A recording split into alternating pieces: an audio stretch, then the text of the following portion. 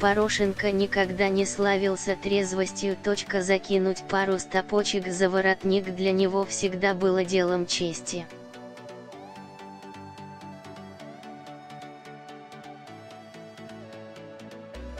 Важные выступления или встречи с западными партнерами, какие-то мелочи, которые не остановят президента Украины.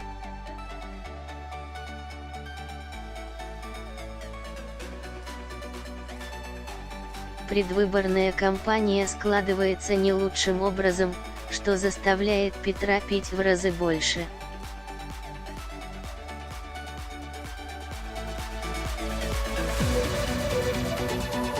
С этим приходится трудно, ибо больше физически нереально, но Петя справляется. Сегодня у Порошенко была нелегкая задача.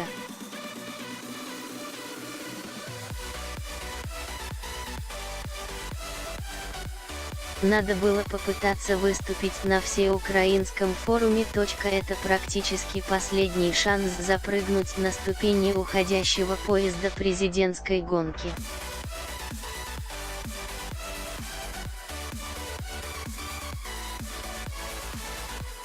Рейтинги действующего президента составляют 7%. О победе не может быть и речи.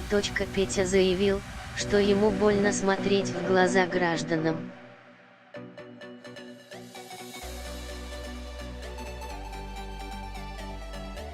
Далее последовала тирада о том, что уверенности в завтрашнем дне нет ни у кого.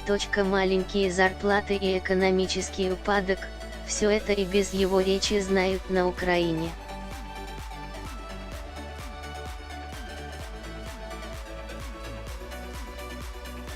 После этого его понесло в сторону Запада. Рассказ о том, что против него русские диверсанты ведут информационную битву, был вписан в новостную повестку.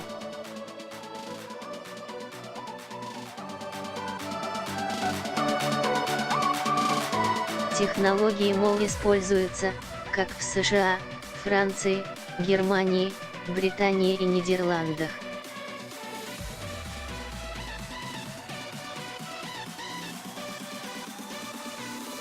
Великая Украина встала в один круг со своими западными покровителями. Именно так это и видит полупьяный Порошенко.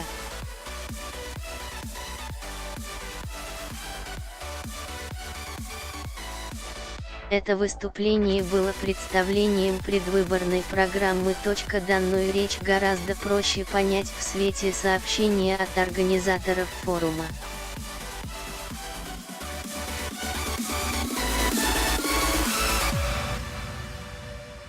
Участников угощали бесплатным вином и водкой. Достаточно щедрый подарок от Петьки. Фактически каждый посетитель мог почувствовать себя президентом Украины.